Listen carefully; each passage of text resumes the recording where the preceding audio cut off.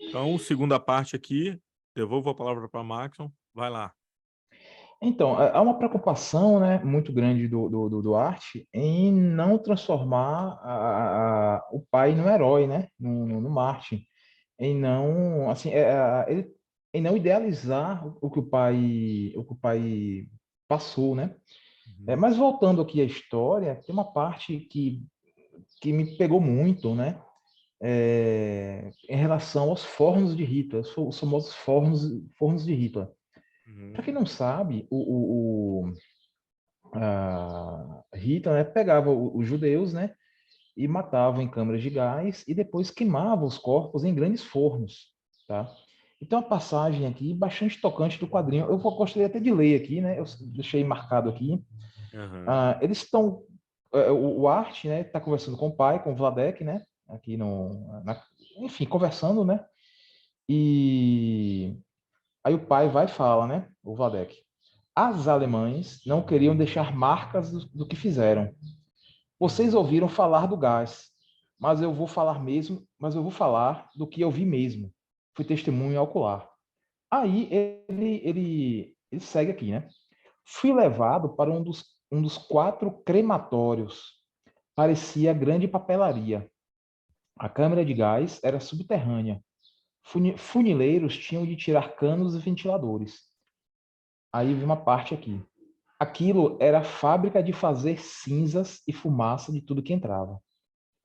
Os prisioneiros especiais trabalhavam ali, ganhava pão melhor, mas depois também saía pela chaminé. Pessoas acreditavam que ali tinha chuveiros, era o que diziam. Eles entravam numa sala grande para tirar roupa. O lugar parecia mesmo vestiário. Se eu visse aquele lugar uns meses antes, só tinha visto uma vez. Aí ele continua aqui. Todos se amontoavam na sala de chuveiro, fechavam porta, os luzes se apagavam. O gás Zillion B entrava pelas colunas ocas. Levava 3 a 5 minutos. Dependia da quantidade de gás, mas em pouco tempo ninguém ficava vivo. A maior pilha de corpo ficava junto da porta. Eles tentavam sair. Aquele que trabalhou lá conta. A gente separava os corpos com ganchos, pilhas grandes. Os mais fortes em cima e os velhos bebês por baixo, esmagados, crânios quebrados. Os dedos quebravam ao tentar subir pelas paredes, e uns braços ficavam do comprimento do corpo, desencaixados das juntas. Aí ele continua. Um elevador levava corpos até os fornos, muitos fornos. Queimavam 2 ou 3 por vez. Assim morreu meu pai, irmã, irmãos, tantos. Aí ele continua aqui, né, falando, né, e aqui na frente ele fala, e chegou trens com húngaros, né, felizes dos que morriam na câmara de gás antes de ir para as covas. Outros tinham que pular nas covas quando ainda estavam vivos. Prisioneiros que trabalhavam lá jogavam gasolina nos vivos e nos mortos. Pegavam gordura dos corpos que queimavam e jogavam de novo por cima, para todo mundo queimar melhor. Então, Muito assim, impactante. é Muito muito impactante. impactante. Assim, É. eu já tinha lido, né, sobre os fornos de Hitler, né? Tem até um livro que o título é justamente esse, Os Fornos de Hitler, né? Eu acho, se eu não me engano, ainda tem para achar, né? Dá para comprar com bem facilidade. E, enfim, é bastante impactante isso, né? E, de novo, o quadrinho, apesar de estar falando de uma forma um pouco mais rápida aqui, ele é bastante detalhista, né? O Vladek, ele se lembrava bem ainda do que passou, de como foi, e ele detalha muito bem isso. Vale aqui lembrar que o Art Spiegelman, quando escreveu Maus, né? Bom, ele já era um quadrinista, né? E ele foi convidado para fazer uma história, né? Eu acabo me esquecendo qual é o nome da revista. E ele resolve escrever um pouco da história do pai, das histórias que o pai contava. Isso lá no começo da década de 70. E, bom, ele escreveu a história, né, e tal. Daqui a pouco eu entro na parte do estilo, né? E aí ele foi e resolveu falar, poxa, por que que eu não faço uma coisa mais, uma coisa maior, né? Ele então resolveu gravar o pai, né? Entrevistar o pai, e a partir disso fazer o quadrinho, né? Então, tudo isso é relato do pai durante alguns anos, né? E o pai detalha bastante, né? E, bom, depois dessa. Engraçado é que depois dessa parte que ele fala sobre os fornos, né? Que vem o capítulo 3 do livro 2, tá? Depois dessa história do que ele levava os corpos, né, para serem cremados, né, e tal, e que tinha grandes buracos, né, onde os corpos eram queimados com gasolina, onde judeus vivos eram queimados com gasolina. Aí vem o capítulo 3 do livro 2. E o título do capítulo 3 é E aqui meus problemas começaram. Tá? Ou Uhum. seja, depois de tudo isso, então os problemas A começaram situação vai agora. Aí você piorar. olha, É, é, cara, vai piorar, não tem como piorar mais. Tá? é, Só que piora, né? é. E a E gente vê veja que que o Spielberg trabalha, o Arte trabalha em duas frentes, porque além de estar essa coisa do presente para ele e o passado do pai que ele vai contando, ele retrata muito a relação de amor e ódio que ele tem com o pai. E isso para mim é muito chocante, porque assim, ó, vamos lá, a gente pega aqui página eu ia um, comentar isso, eu ia comentar isso sobre o final. Eu estava esperando terminar a é, história para depois começar a falar sobre a estética dos quadrinhos e sobre essas diferentes tipos de leitura. aqui no meio da história, ó, 174, página 174, ele tá no carro com a esposa, ele diz assim, ó, a esposa pergunta: "Deprimido de novo?" Ele: "Só estou pensando no meu livro. É pretensioso da minha parte. Quer dizer, não consigo nem entender minha relação com meu pai. Como vou entender Auschwitz ou Holocausto? Quando eu era pequeno, ficava pensando se pudesse salvar só um dos meus pais, qual eu ia deixar os nazistas levar para o forno? Em geral, eu salvava minha mãe." Olha que interessante. A relação de amor e ódio que ele tem com o pai dele. E ele deixa Então, isso claro, explícito o livro todo, né. Todas as partes fica muito a explícito. gente, então, já me adiantando, então, né? Essa relação com o pai, assim, que ele deixa explícito, né? Que não é relação cordial, mexido no quadrinho inteiro. E o engraçado é que ele sempre compara o pai com a mãe. O que Uhum. aconteceria se minha mãe estivesse aqui? Aham.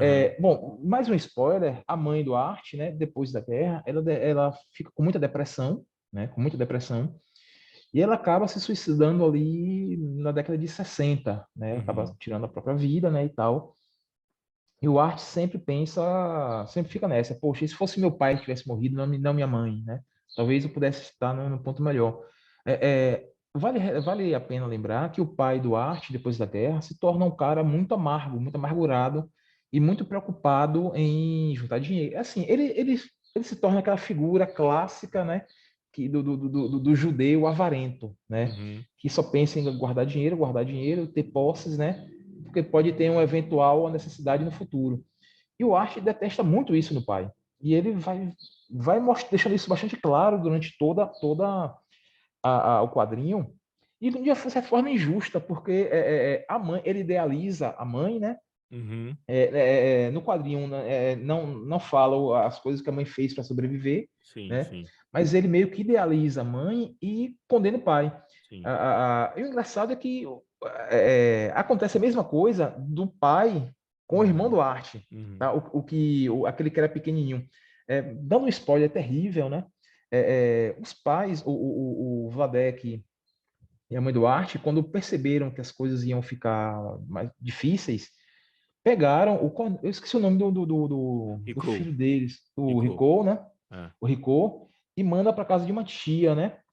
Enfim, o que é que acontece? Mais na frente a gente vê que essa tia, assim, como as coisas pioraram para os judeus em toda a Alemanha, né, e tal, a tia estava na iminência de ser presa. O que é que ela fez? Ela deu veneno para a criança, né, e para duas crianças, né?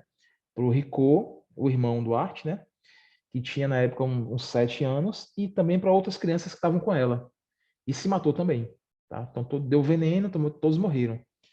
Quando o Vladek e a mãe do Art, né, souberam disso, ela ficou com uma depressão profunda, né? Porque ela sobreviveu, mas o filhinho dela não, né? Mesmo tendo filho depois, né, o Art, ela ficou com isso na cabeça e com depressão profunda e se matou. Então, o Art, ele idealiza a mãe e tem esses problemas de relação com o pai, só que ao mesmo tempo, o pai sempre coloca o Rico como filho, que seria o filho perfeito, né? Uhum. E o Art até mesmo fala que não tem como competir com o irmão que está morto. Aham, sim, Poxa, o sim. que eu posso fazer? Ele morreu, ele não tem defeitos. Uhum. O meu pai assim, ele não tem, eu não tenho como competir com o meu irmão. Só que ao mesmo tempo, ele não vê a mesma Ele coisa faz com a o mesma pai. coisa. Ele faz a mesma Aham, coisa com o pai. Ele, aham. ele, ele, ele não gosta do pai e só que o pai não tem Idealiza a como mãe. competir que a É, mãe com a mãe dele que morreu.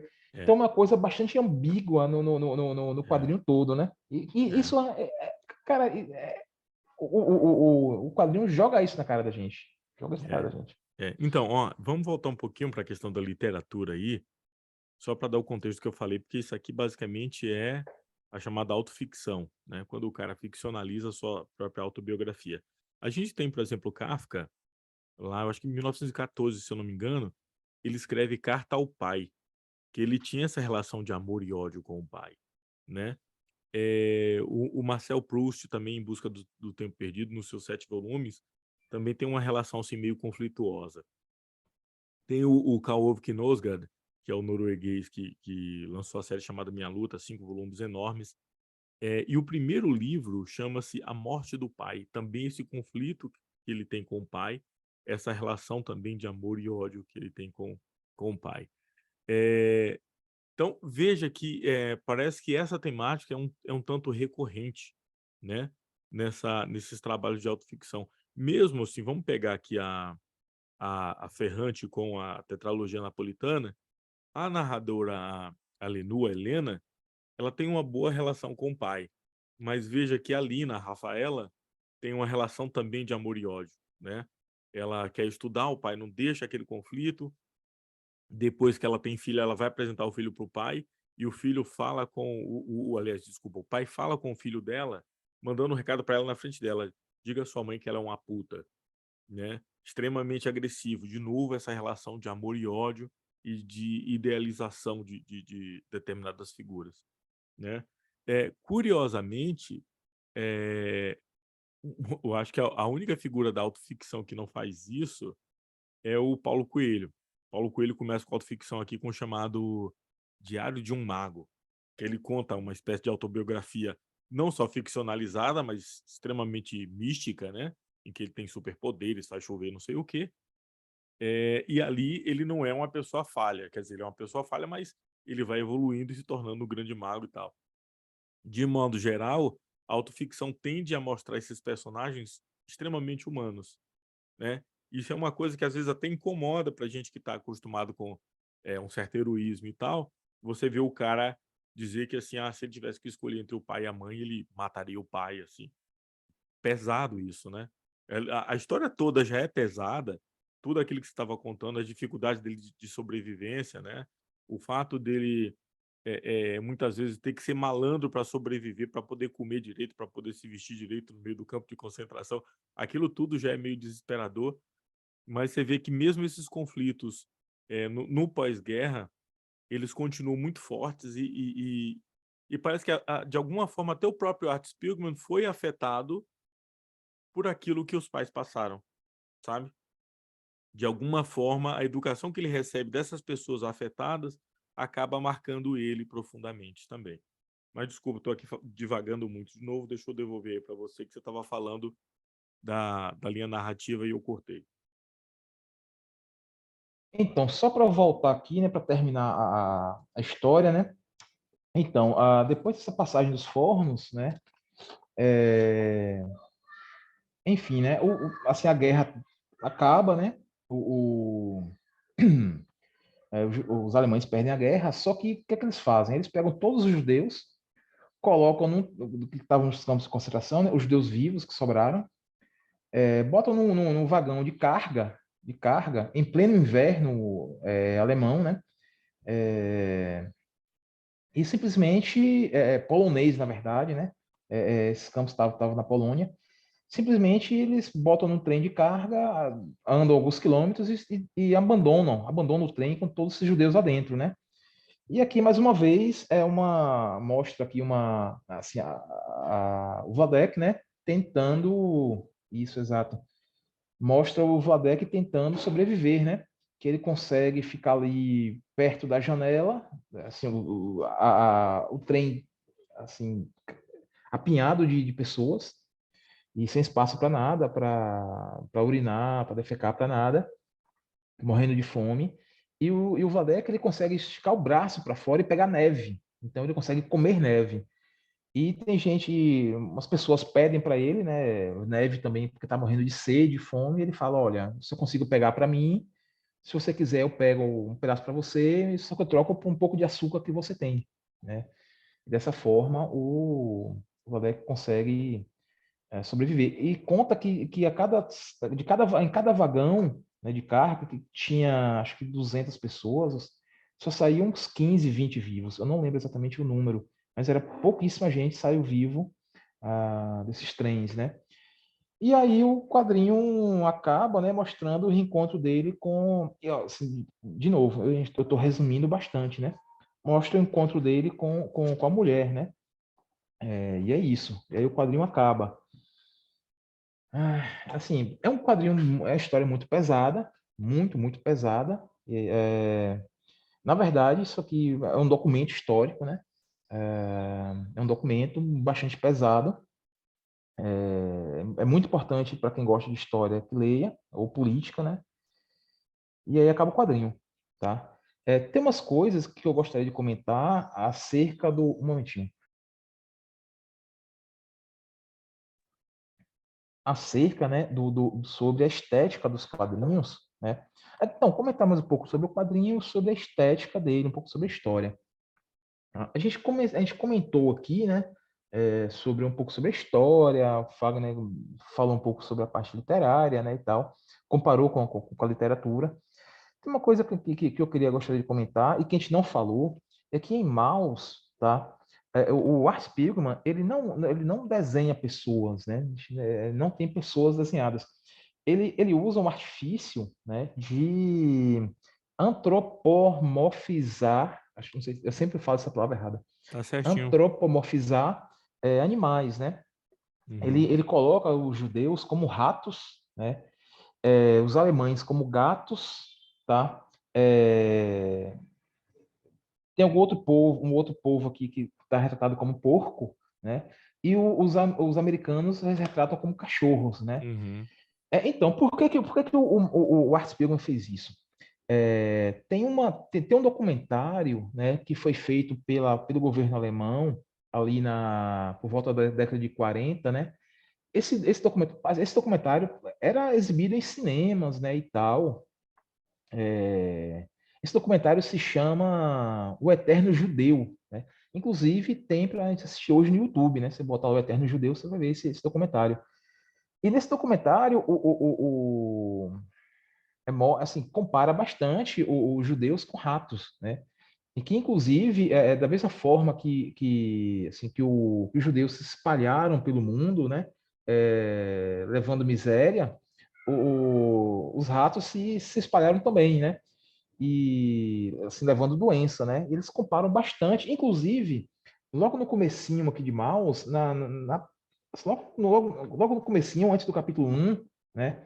Ele coloca uma frase do Hitler, diz, Uhum. abre aspas, sem dúvida, os judeus são uma raça, mas não são humanos, né? Uhum.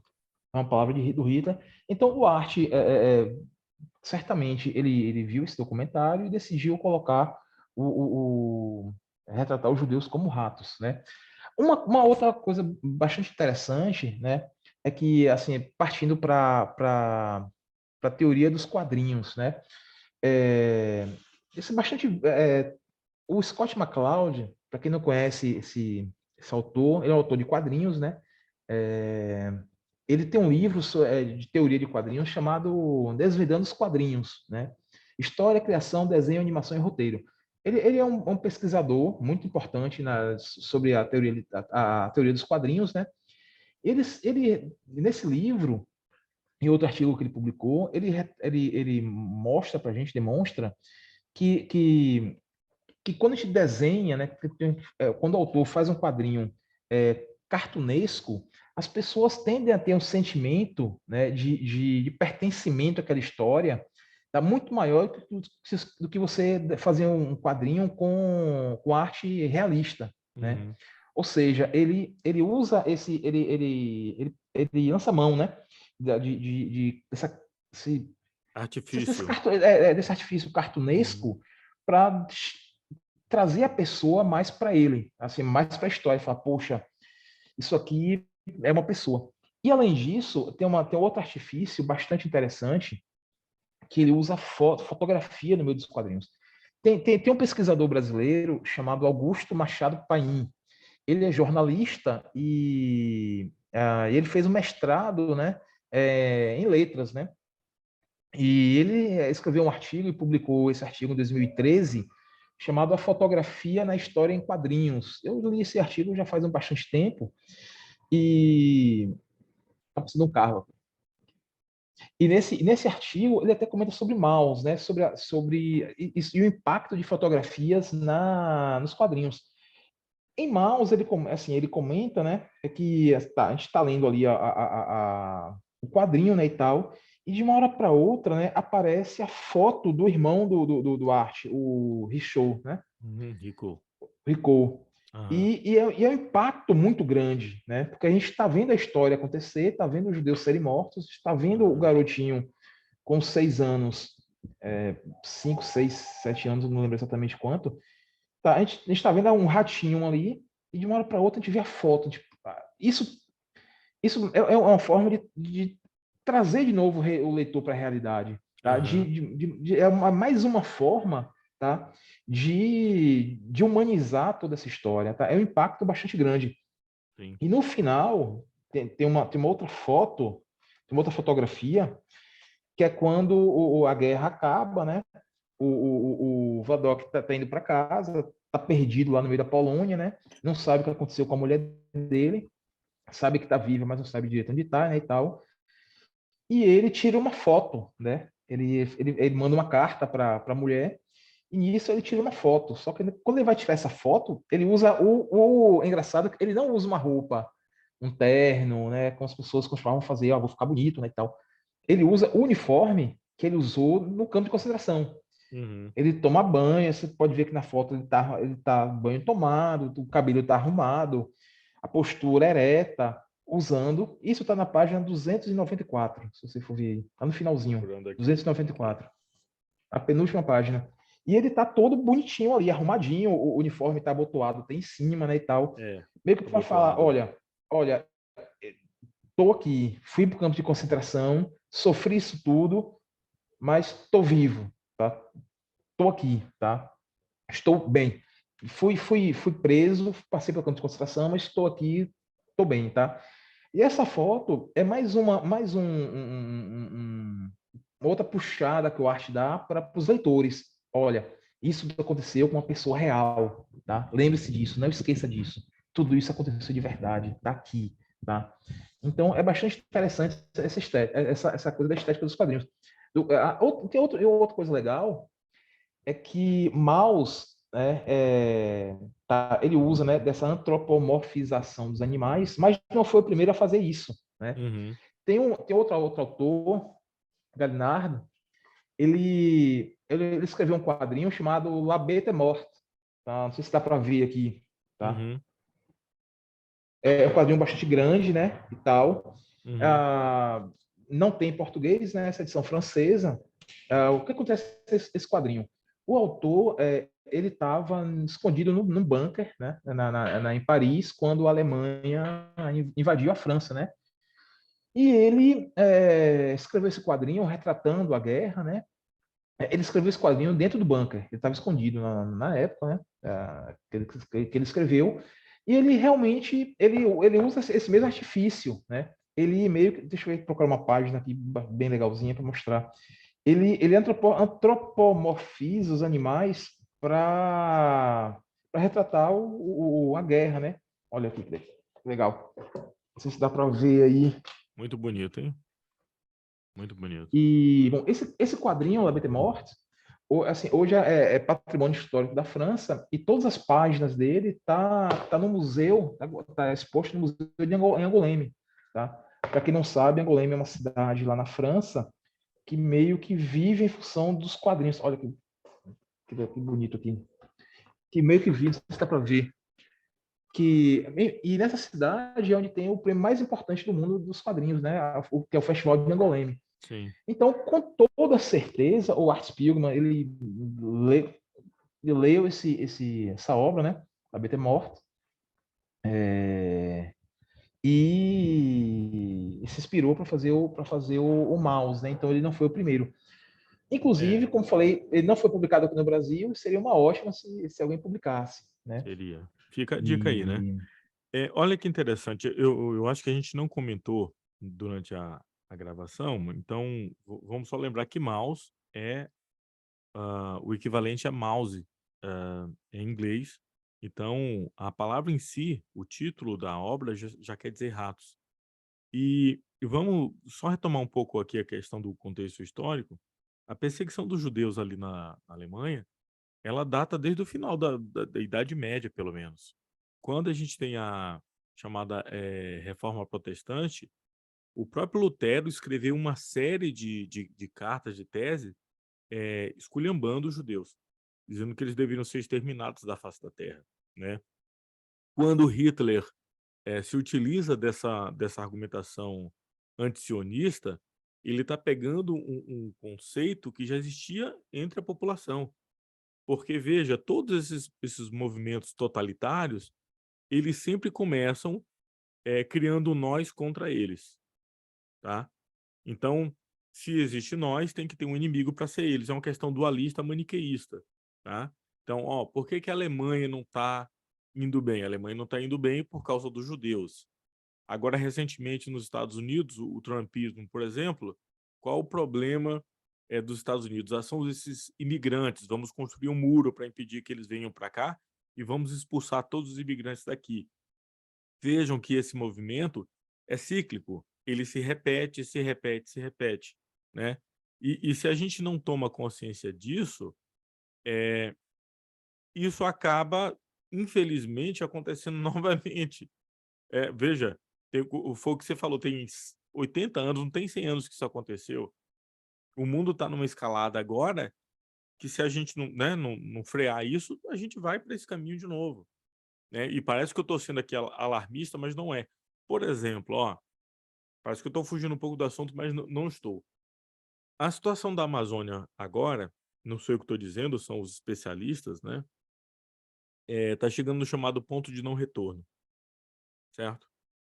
Se a gente realmente perde a Amazônia, a gente não está falando de um problema para o Brasil, a gente está falando de um problema para o mundo. A gente está falando de um problema para o planeta.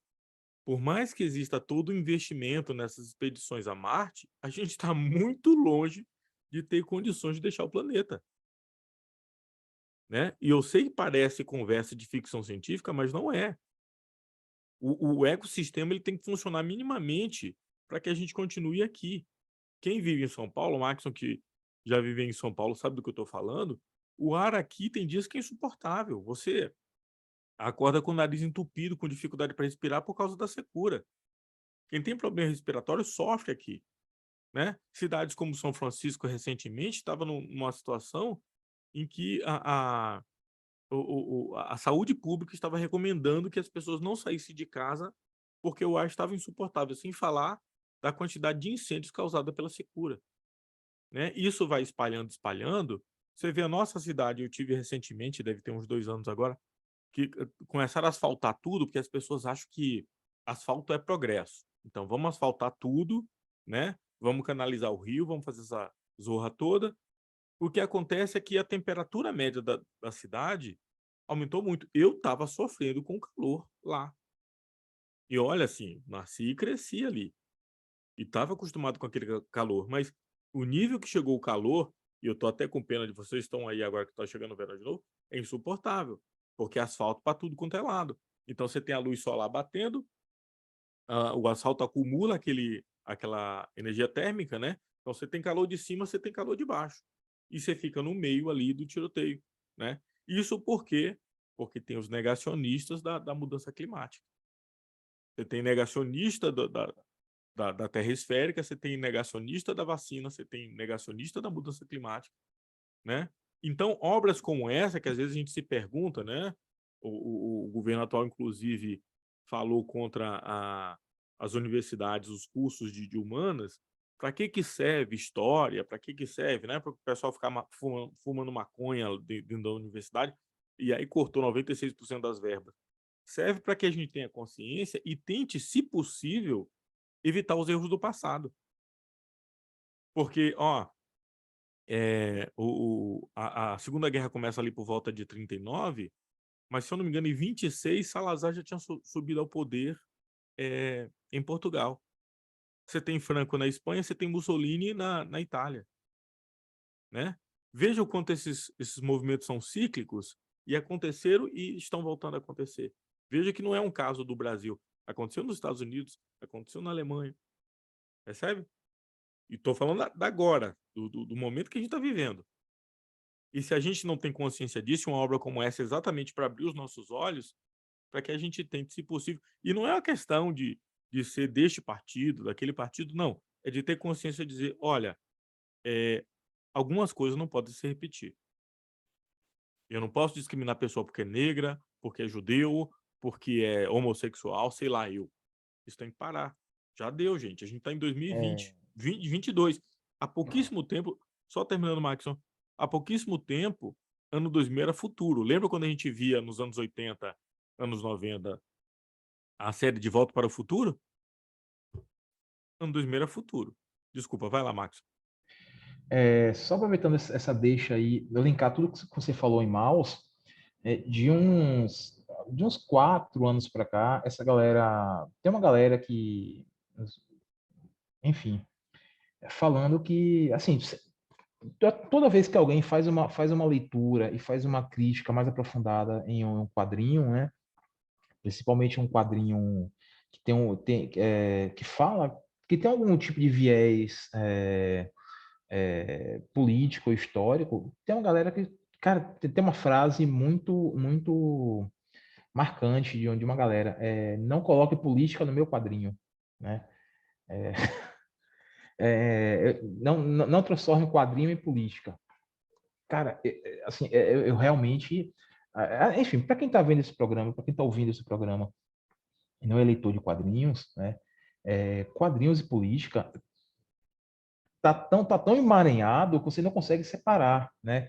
E eu não falo nem somente de quadrinhos voltados para o público adulto, né?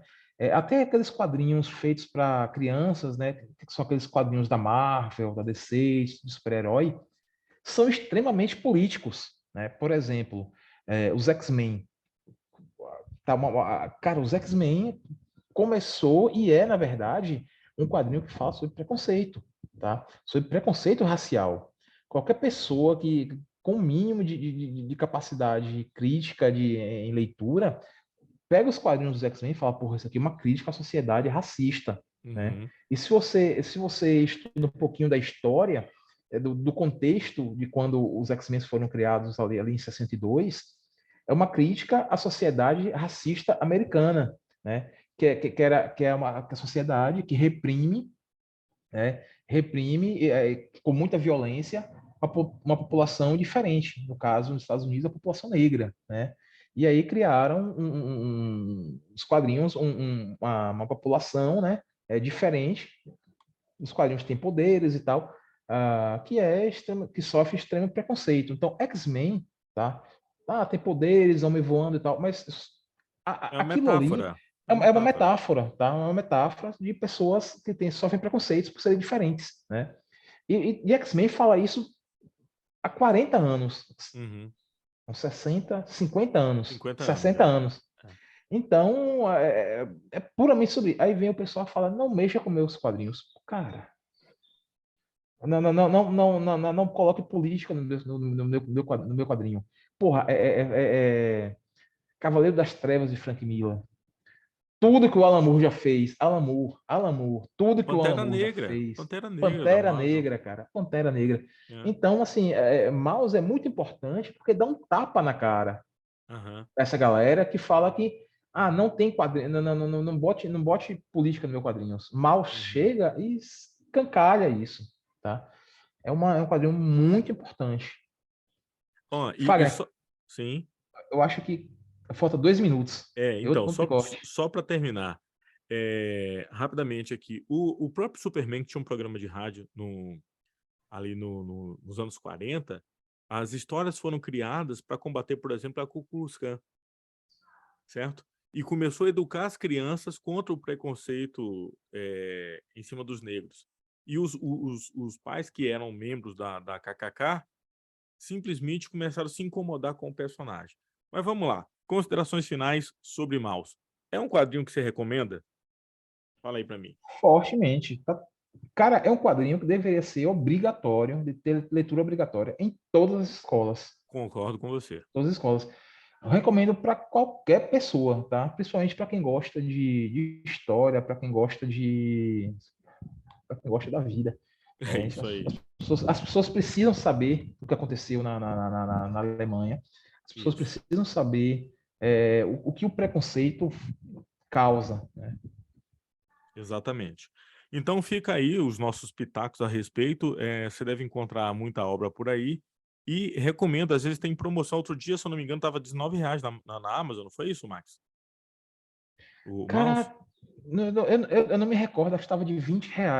Então, Inclusive, tem uma nova edição chamada MetaMouse, que, enfim, que não é o mouse. O MetaMouse é uma edição que o autor conta como foi o processo, né, de mouse.